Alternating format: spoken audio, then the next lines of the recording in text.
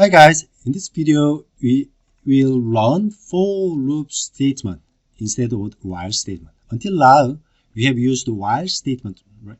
But while statement is a bit inconvenient compared with the for statement. Let's see this code. This code is using while loop statement to draw many vertical lines. So we have opened the canvas 600. We'll draw the line from I equals 0 until I is less than width using the line function.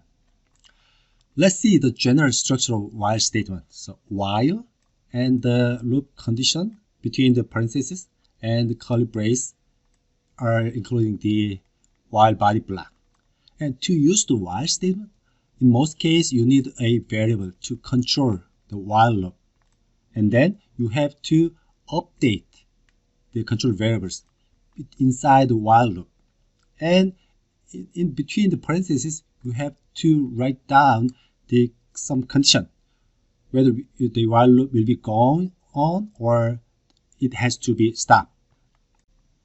When you go to the processing.org official website to see the documentation for statement, it's too long. It's so complicated explanation. That's why in this video, I'll give you an intuitive explanation how to use for statement.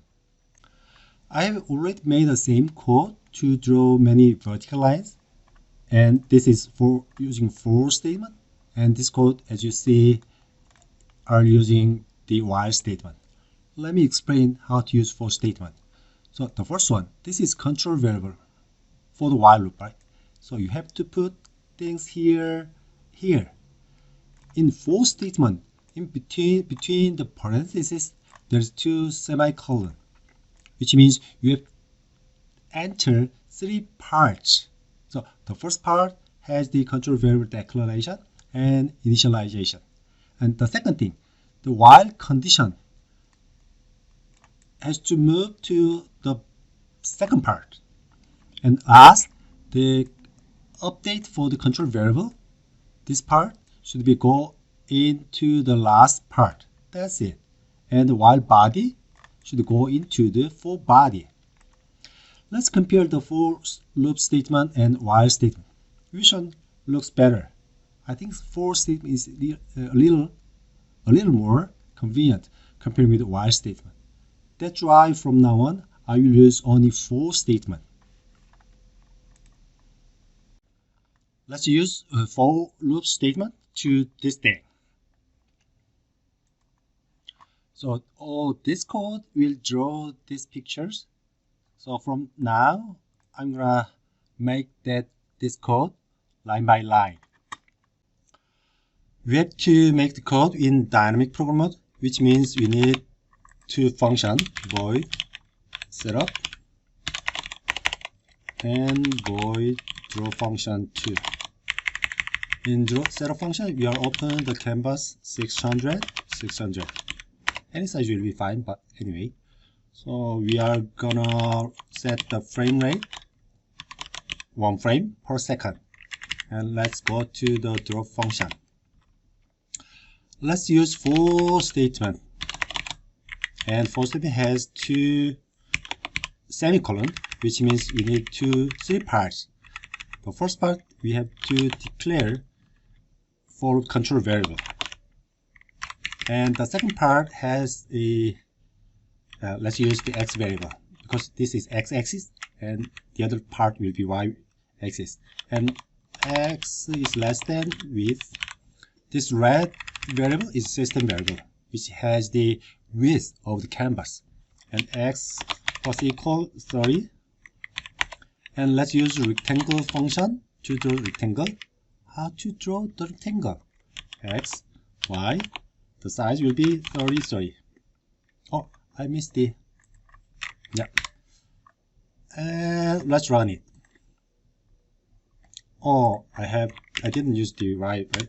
Anyway, let's use the 0 for the y coordinate. I have made a mistake here. I have updated the control variable with an increment in 30. So let's run this code. So this will generate this one. So we are going to draw about 20 boxes, 20 rectangles. So x variable will be incremented in an update 30, each number, right? And the rectangle width will be 30 and height will be 30. Let's fill the color using fill function. And we are going to change the color in randomly. So random 255 and random 255, random 255. Okay, and let's rerun it. So as you can see in this picture, if you use one for loop, you can draw the rectangle in x-axis only. If you draw the rectangles on two-dimensionally, you have to use nested loop. What did it say? Nested loop, which means we are going to use the loop inside another loop. That is called nested loop. So here I'm going to use one more loop like this, and we will indent. So we have to repeat the for statement in y direction. That's why we need another variable kind of y. And as you can see in x, it will be similar to the x. Y is less than height, and y should be incremented 30 pixels. And we need to change the 0 into y variable. I think that's it. Let's run it. See? It's too simple. From now on, let's use nested for loop to draw these pictures. So we can move the mouse, and the radius of the circle will vary according to the distance between the center of the ellipse and the mouse point. So let's start. And we have to draw the ellipse with no stroke. So if you use no stroke function, after that there will be no stroke for all the shape. And we have to declare one variable outside of the function, such as global variable max. So this variable was declared outside of the function, right? So this variable is called global variable, which means you can use this variable in any functions. So you can use max distance variable inside of setup function and draw function too. So setup function, you can get the max distance on the canvas using distance function. So distance function needs 4 numbers. So this function gets you the distance between 2 points. So 0, 0 is the left top corner, and width, height will be the right bottom corner. So this value will be the maximum distance on the canvas.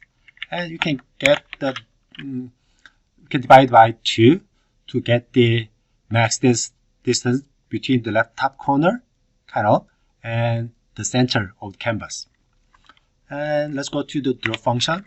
First of all, let's clear the background in black, and we will use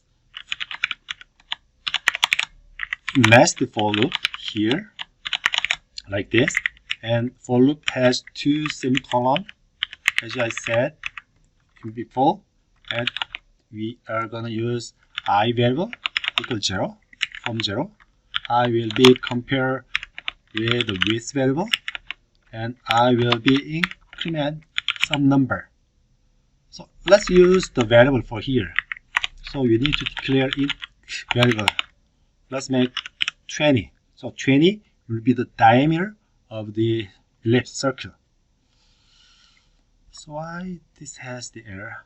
So it's not used. So we are going to use. And in a nested inside for loop, you can declare one more variable such as j, and j will be compared with height. When you're coding, I recommend you to use the blank space between the operator. So before the operator, right after the operator, let's give the blank. That'll be easier to read the code. Equal ink.